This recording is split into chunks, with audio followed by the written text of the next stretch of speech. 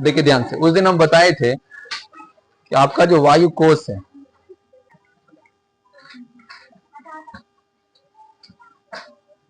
होता है ना इस प्रकार का वायु कोश, हाँ, ये बैलून के जैसा स्ट्रक्चर होता है। कौन?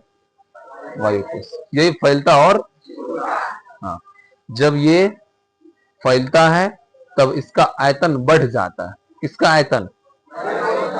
वॉल्यूम बढ़ जाता है, अर्थात इसमें अधिक से अधिक वायु अर्थात ऑक्सीजन भर जाता है। और जब ये सिकुड़ता है तब इसका आयतन घट जाता है, अर्थात ये कुछ अपशिष्ट पदार्थ को बाहर निकालता है। और इस नली का क्या नाम हम लोग को बताए थे? Alveolar duct. एल्व्यूलर डक्ट इसका नाम बताए थे। इसको हम लोग कहते हैं वायु कोश नली। वायु कोश नली, ये हो गया आपका वायु कोश। और वायु कोश में जिस नली के द्वारा ऑक्सीजन जाता है या CO2 बाहर निकलता है, उसी नली का नाम क्या है? वायु कोश नली। समझ में आया? हाँ। अब देखिए, अभी जस्ट बताए कि इसके चारों साइड क्या रहता है? Blood vessels. और ब्लड वेसल्स का छोटा सा ब्रांच, उसको हम लोग कहते हैं रक्त केशिकाएं। क्या कहते हैं? प्रीवियस क्लास में बता चुके हैं, बताए थे ना। क्या रहता है? रक्त केशिकाएं रहता है, ब्लड वेसल्स का छोटा सा ब्रांच। और इस ब्रांच में कौन रहता है? आरबीसी रहता है। ठीक है। और आपको बता दें कि वायु कोश एक फेफड़ा का ऐसा स्ट्रक्चर है जिसमें श्वसन गैसों का आदान प्रदान होता है, एक्सचेंज होता है, अदला बदली होता है। ठीक है। और किस क्रिया के द्वारा? विसरण, जिसको हम लोग कहते हैं डिफ्यूजन कहते हैं इंग्लिश में। क्या कहते हैं? डिफ्यूजन या विसरण कहते हैं। तो exchanges of respiratory gas, oxygen and carbon dioxide, ये क्रिया कहां होता है? वायु कोश में। किस प्रोसेस के द्वारा, किस क्रिया के द्वारा? हाँ, विसरण, या इसको हम लोग कहते हैं डिफ्यूजन। विसरण किसको कहते हैं? जो क्रिया उच्च दाब से निम्न दाब की ओर होती है। उच्च दाब से, तो जैसे हम लोग ऑक्सीजन ग्रहण करते हैं, अर्थात ऑक्सीजन ग्रहण करने की क्रिया को क्या कहते हैं? एक्सपायरेशन या इंस्पायरेशन। इंस्पायरेशन, इन मतलब जो अंदर लेते हैं, उसको हिंदी में क्या बोलते हैं? प्रवास। क्या कहते हैं? प्रवास। और एक्सपायरेशन, उच्छ्वास। और दोनों की सम्मिलित क्रिया को श्वासोच्छ्वास, ब्रीदिंग कहते हैं। ठीक है। तो जिस समय हम लोग ऑक्सीजन या एयर इंस्पायरेशन करते हैं, इंस्पायरेशन मतलब ऑक्सीजन अंदर लेते हैं, तो जैसे अंदर लिए तो वायु कोश में क्या भर गया? क्या भर गया? हवा नहीं, हाँ, हवा भर गया, ऑक्सीजन भर गया।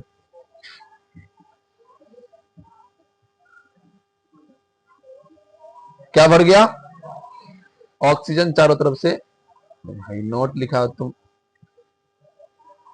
ऑक्सीजन आ गया इसमें, बड़ा अजीब है। चलिए, चारों तरफ से क्या आ गया? ऑक्सीजन भर गए। ठीक है। अब देखिए, जैसे ही इसमें ऑक्सीजन भरा तो इसका प्रेशर क्या हो गया? मतलब ये उच्च दाब हो गया, हाई प्रेशर। तो विसरण क्रिया कब होता है? उच्च दाब से। इसके अंदर जो भी ऑक्सीजन है उसको एक्सेप्ट कर लेगा, उसको रिसीव कर लेगा कौन?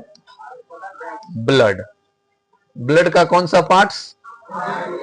आरबीसी का कौन सा पार्ट्स? हीमोग्लोबिन। कौन सा पार्ट्स? हीमोग्लोबिन कर लेगा। ठीक है। इसी प्रकार हमारे इस फेफड़ा में क्या होता है? श्वसन गैसों का, यहां तक हम बता चुके थे। चलिए अब समझिए, तो जैसे ही आरबीसी आता है और किससे मिल जाता है? ऑक्सीजन से, उसको हम लोग कहते हैं ऑक्सी हीमोग्लोबिन। क्या कहते हैं? तो बताते हैं, हमारे बॉडी में दो प्रकार के ब्लड वेसल्स, एक आर्टरी और दूसरा वेन। आर्टरी और वेन। आर्टरी को हम लोग कहते हैं धमनी। क्या कहते हैं? और वेन को कहते हैं सीरा कहते हैं। ये हम लोग थर्ड चैप्टर में पढ़ेंगे, लेकिन अभी थोड़ा सा इंट्रोडक्शन ले लीजिए। आपको बता दें, धमनी जो होता है, आर्टरी होता है, ये हमारे ऑक्सीजन वाले ब्लड को ट्रांसपोर्ट करता है। मतलब जिस ब्लड में क्या मिला हुआ है, केवल वही ब्लड को परिवहन करेगा। कौन? जिस ब्लड में CO2 मिल जाता है, ठीक है, उस ब्लड का परिवहन कौन करता है? सीरा करता है। ठीक है, तो आप लोग को इस पहले क्लास में लिखा चुके हैं, यदि ब्लड O2 से मिल जाता है तो उस ब्लड को क्या कहते हैं? ऑक्सीजनेटेड ब्लड कहते हैं। लिखा चुके हैं ये बात, ऑक्सीजनेटेड ब्लड, या हिंदी में क्या कहते हैं उसको? ऑक्सीकृत रक्त कहते हैं। क्या कहते हैं? रक्त। अब देखिए, ऑक्सीकृत रक्त का परिवहन कौन करेगा, धमनी या सीरा? धमनी। इसी कारण इसको धमनीय रक्त भी कहते हैं या आर्टेरियल ब्लड भी कहते हैं। लिखिए आप लोग आगे, देखिए लिखिए, ऑक्सीजनेटेड ब्लड को, या ऐसे लिखिए, ऑक्सीजनेटेड ब्लड का परिवहन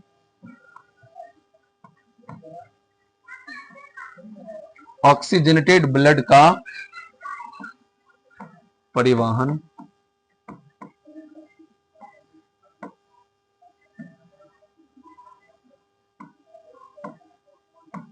ऑक्सीजनेटेड ब्लड का परिवहन किसके द्वारा होता है?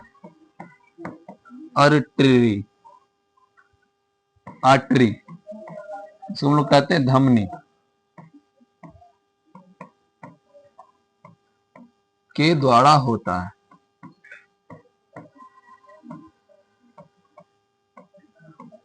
होता है,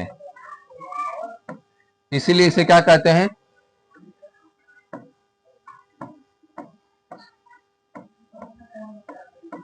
इसीलिए इसे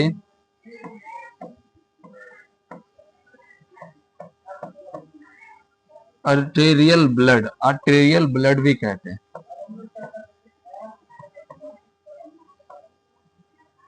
आर्टेरियल ब्लड,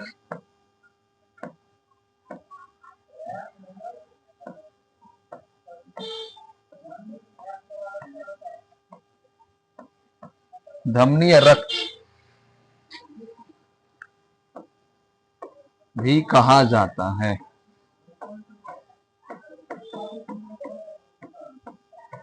धमनीय रक्त भी कहा जाता है।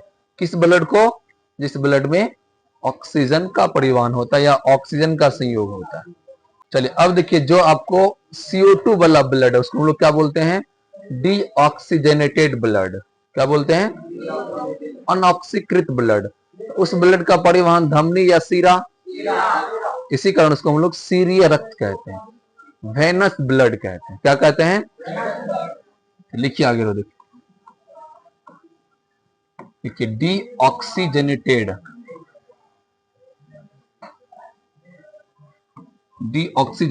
ब्लड, हिंदी में क्या बोलेंगे इसको? हाँ, अनऑक्सीकृत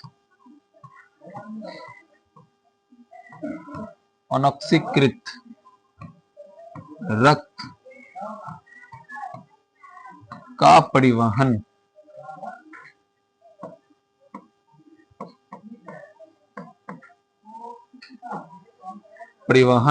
किसके द्वारा होता है? सीरा के द्वारा। इसको इंग्लिश में क्या बोलते हैं? वेन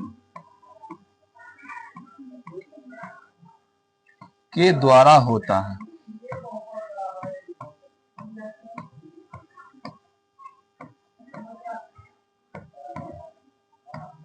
इसलिए इसे क्या कहते हैं हम लोग? सीरिय रक्त कहते हैं।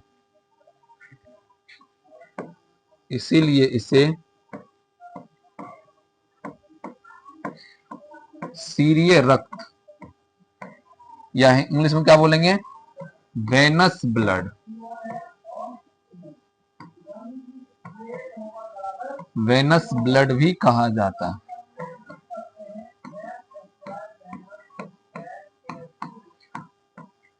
वेनस ब्लड भी कहा जाता है। कि हम लोग सांस में क्या लेते हैं? ऑक्सीजन। कहने की बात है ऑक्सीजन, लेकिन हम लोग ऑक्सीजन के अलावा और भी गैसेज लेते हैं, ठीक है। लेकिन सबसे इंपॉर्टेंट गैस होता है ऑक्सीजन। इसके अलावा हम लोग कुछ CO2 भी लेते हैं, श्वसन के रूप में CO2 भी लेते हैं। लेकिन जब अधिक CO2 एब्जॉर्ब नहीं कर पाता हमारा बॉडी का सेल, ठीक है, लेकिन हम लोग मात्र और मात्र 21% ही ऑक्सीजन लेते हैं। कितना प्रतिशत? इसका मतलब हम लोग सांस के रूप में ऑक्सीजन के साथ साथ हवा लेते हैं। कोई पूछेगा श्वसन के रूप में क्या लेते हैं? हवा। उस हवा में कितना ऑक्सीजन रहता है? इसके अलावा उसमें क्या रहता है? नाइट्रोजन गैस भी रहता है, कुछ कार्बन डाइऑक्साइड भी रहता है, और कुछ वाटर वेपर भी होता है। वाटर वेपर किसको बोलते हैं? हाँ, वाष्प को बोलते हैं, जल वाष्प को बोला जाता है, ठीक है। तो श्वसन के रूप में हम लोग मुख्य रूप से ऑक्सीजन लेते हैं, लेकिन इसके अलावे हम लोग CO2, नाइट्रोजन और जल वाष्प भी लेते हैं, ठीक है। चलिए, तो एक क्वेश्चन इससे और डील हो गया कि हमारे वायुमंडल के हवा में कितना प्रतिशत ऑक्सीजन। लेकिन जो हमारा ऑक्सीजनेटेड ब्लड है उसमें ऑक्सीजन अधिक रहता है, लेकिन जो CO2 वाला ब्लड उसमें ऑक्सीजन कम रहता है। तो लिखिए आगे रो, देखिए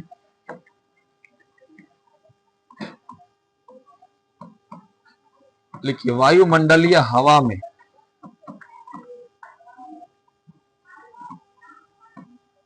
वायुमंडलीय हवा से लिखिए, हवा से लगभग 21% ऑक्सीजन, लगभग 21% ऑक्सीजन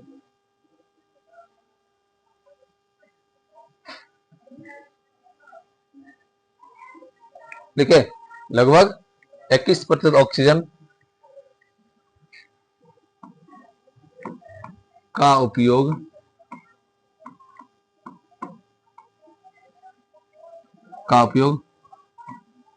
श्वसन के रूप में किया जाता है।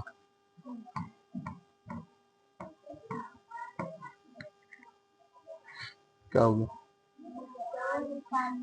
हाँ, तुम लोग एक ही का लिखो। श्वसन के रूप में किया जाता,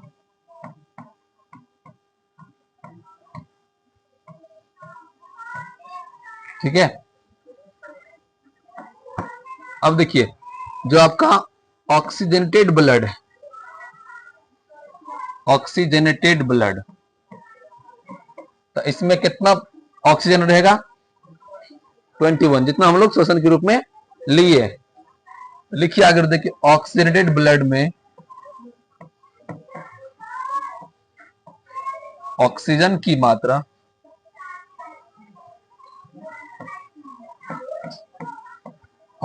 मात्रा लगभग 21% होती है।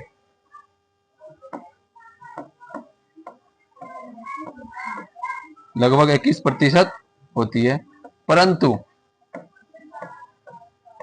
परंतु क्या, जो डीऑक्सीजनेटेड ब्लड है, डीऑक्सीजनेटेड ब्लड, कौन सा ब्लड? हाँ, उसमें क्या होगा? बहुत कम मात्रा में CO2 होगा। परंतु डीऑक्सीजनेटेड ब्लड में ऑक्सीजन की मात्रा काफी कम होती है।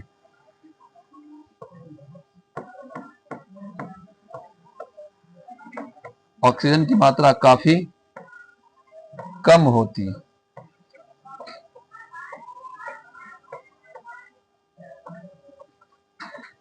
काफी कम होती है। ये क्या है? वायु कोश, ठीक है। अभी इसमें ऑक्सीजन का मात्रा अधिक है या कम? अधिक, अर्थात इसका दाब उच्च दाब या निम्न दाब? उच्च दाब। ठीक है।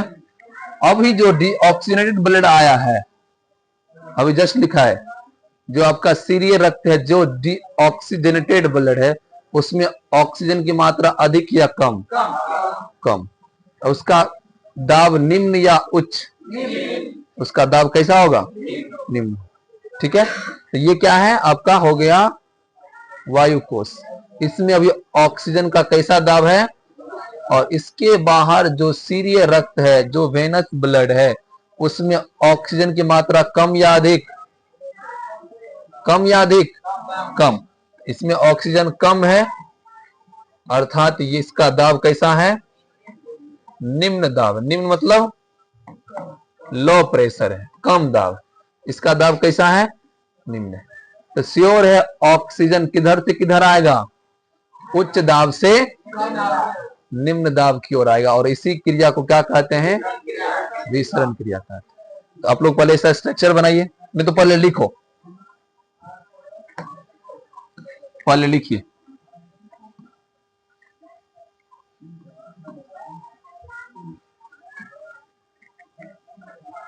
देखिए वायु कोश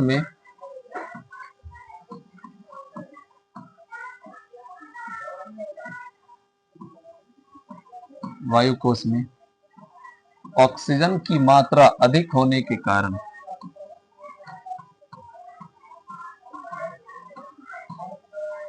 ऑक्सीजन की मात्रा अधिक होने के कारण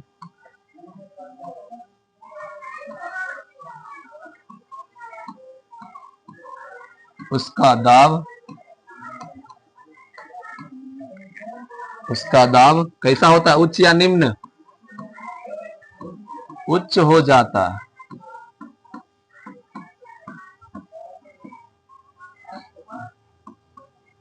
उच्च हो जाता है।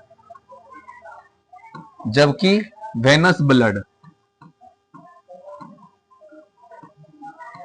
जबकि वेनस किसको कहते हैं? जो ब्लड वेन में है, मतलब सीरा में। जबकि वेनस ब्लड, इसको हम लोग हिंदी में क्या बोलेंगे? सीरिय रक्त।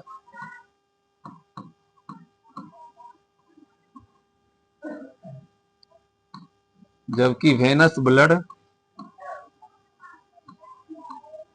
सीरिय रक्त में ऑक्सीजन की कम मात्रा होती है। ऑक्सीजन की कम मात्रा होती है, जिसके कारण इसका दाब निम्न या उच्च? निम्न होगा। जिसके कारण इसका दाब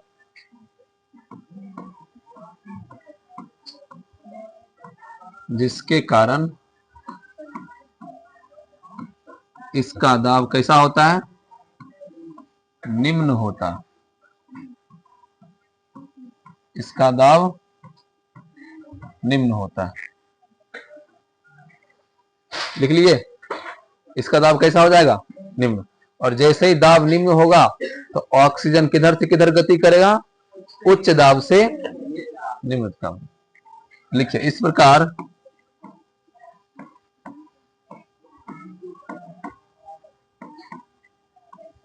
प्रकार ऑक्सीजन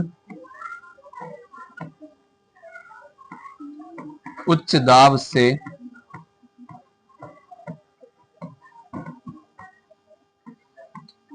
निम्न दाब की ओर, उच्च दाब से निम्न दाब की ओर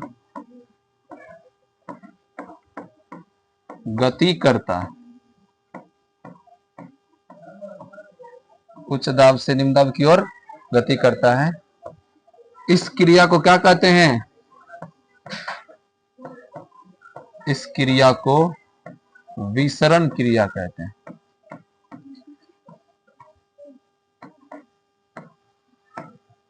इस क्रिया को विसरण क्रिया कहते हैं। कारण लिखे हैं, सॉरी। जिसके कारण इसका निम्न दाब होता है। एक मिनट, गलती। हाँ, इसके कारण निम्न दाब छूट गया। लिखिए, जिसके कारण इसका निम्न दाब होता है। इस प्रकार ऑक्सीजन उच्च दाब से निम्न दाब की ओर गति करता है। इस क्रिया को क्या कहते हैं? विसरण कहते हैं, डिफ्यूजन कहते हैं। अब देखिए, जो ऑक्सीजन है, इसके अंदर जो ऑक्सीजन है वो किसके साथ आ गया? आरबीसी के साथ। ब्लड के कौन सा भाग? और आरबीसी के कौन सा भाग? तो ऑक्सीजन हीमोग्लोबिन के साथ क्या हो गया? क्या हुआ? मिल गया, संयोग कर लिया। किसके साथ? हाँ, लिखिए आगे।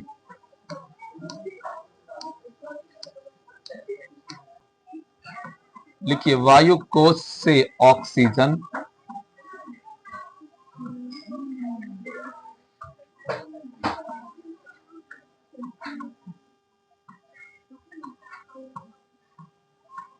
वायु कोश से ऑक्सीजन ब्लड के आरबीसी के साथ, आरबीसी का कौन सा भाग? हीमोग्लोबिन।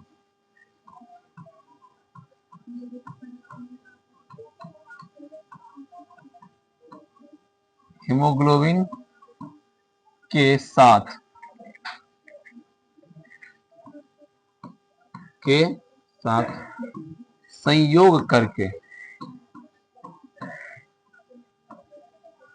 संयोग करके क्या बनाया?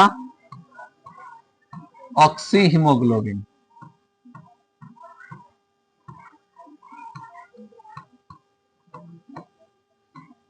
संयोग करके ऑक्सी हीमोग्लोबिन बनाया।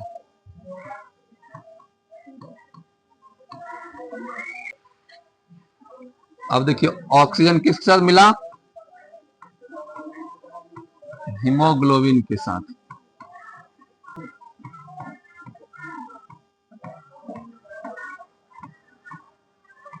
Oxy haemoglobin.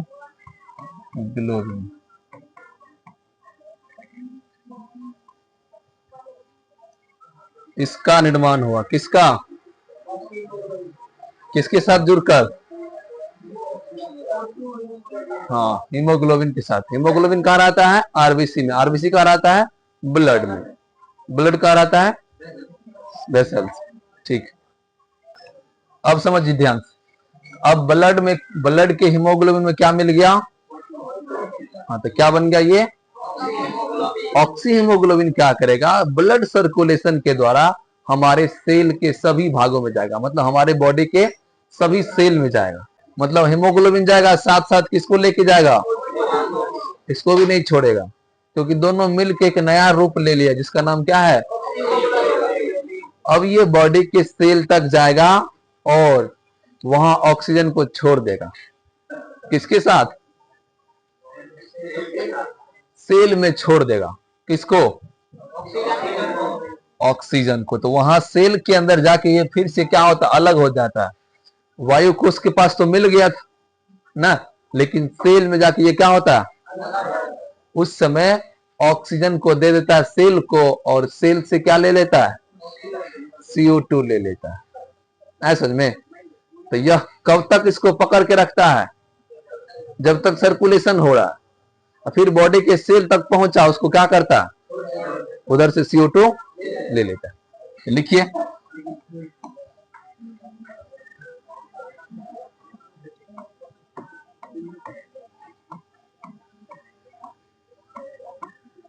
लिखिए, ऑक्सी हीमोग्लोबिन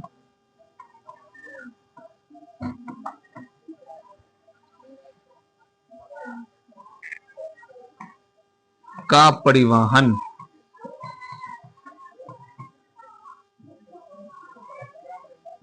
ऑक्सी हीमोग्लोबिन का परिवहन किसके द्वारा होता है? रक्त परिसंचरण।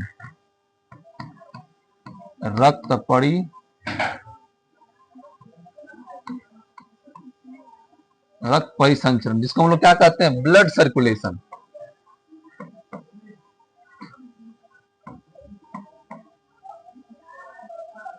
ब्लड सर्कुलेशन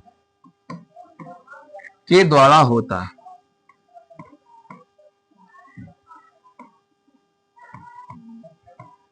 ब्लड सर्कुलेशन के द्वारा होता है। और इस सर्कुलेशन के द्वारा क्या होता है?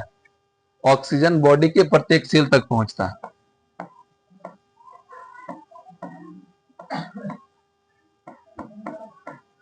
इस क्रिया के द्वारा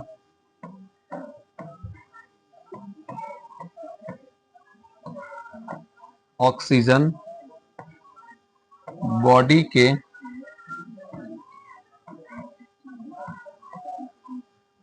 प्रत्येक सेल तक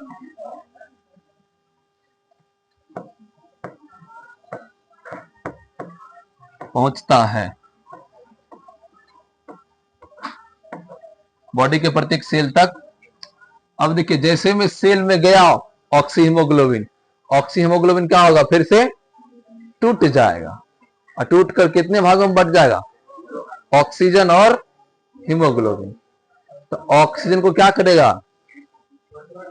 किसके पास? अब हीमोग्लोबिन किससे दिल लगा लेगा? CO2 के साथ, और उसको पकड़ के लेकर आएगा कहां तक?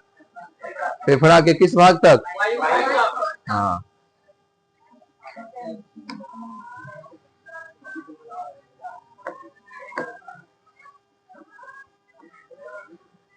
अब देखिए,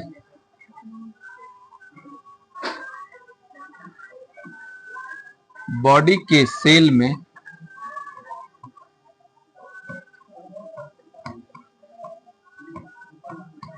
ऑक्सी हीमोग्लोबिन क्या होता है? टूट जाता है। बॉडी के सेल में ऑक्सी हीमोग्लोबिन टूटकर किसमें बदल जाता है? Oxygen plus haemoglobin. जैसे जुटा था वैसे फिर क्या होगा? ये टूट जाएगा। ऑक्सी हीमोग्लोबिन में बदल जाता है।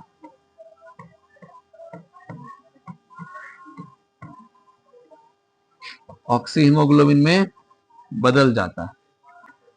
तो अब ये ब्लड ऑक्सी हीमोग्लोबिन कहां पहुंच गया है? बॉडी के सेल में।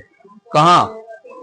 तो मान के चलिए ये बॉडी का सेल है, इसके अंदर बहुत सारा पार्ट्स है, बहुत सारा वर्कर है, बहुत सारा काम कर रहा है। अब ये ब्लड सर्कुलेशन क्या लेके आया? इसके लिए ऑक्सीजन लेके आया है। ब्लड ऑक्सी हीमोग्लोबिन क्या लेके आया? हाँ। तो ऑक्सी हीमोग्लोबिन मूल रूप से क्या है? हीमोग्लोबिन है, लेकिन वो ऑक्सीजन के साथ मिल गया है, इसी कारण उसका नाम क्या हो गया? लेकिन ये टेम्पोररी है। ये कब तक साथ देगा? जब तक सेल के पास नहीं आया। जैसे सेल के पास आया, ऑक्सीजन क्या करेगा? उसको छोड़ देगा। तो मान के चलिए ये ब्लड ऑक्सी हीमोग्लोबिन क्या लेके आया? ऑक्सीजन लेके आया। और ऑक्सीजन किसको दे दिया? किसको दे दिया? सेल अपना इसका क्या करेगा? ऊर्जा बनाया। ठीक है। अब इस हीमोग्लोबिन में बिल्कुल भी कोई गैस, लेकिन इस सेल के अंदर बहुत अधिक मात्रा में क्या है? तो बता, अब इस सेल में उच्च दाब या निम्न दाब? ब्लड वेसल्स में तो CO2 किधर से किधर गति करेगा? उच्च दाब से। तो ऑटोमेटिक फिर यहाँ विसरण क्रिया होगा। कौन सी क्रिया? और विसरण क्रिया के द्वारा फिर से CO2 सेल से कहा जाएगा? किसके साथ मिल जाएगा? तो जब ऑक्सीजन मिला था इसको क्या बोलते थे? Oxy haemoglobin. अब क्या मिल गया है? अब इसको बोलेंगे कार्बोक्सी हीमोग्लोबिन। क्या बोलेंगे? लिखिए इस प्रकार से आगे।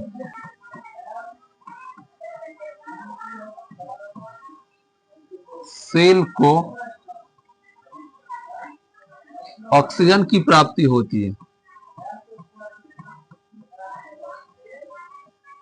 ऑक्सीजन की प्राप्ति होती है, जिसका उपयोग किसमें करता है वो? हाँ, जिसका उपयोग ऊर्जा उत्पादन में करता है।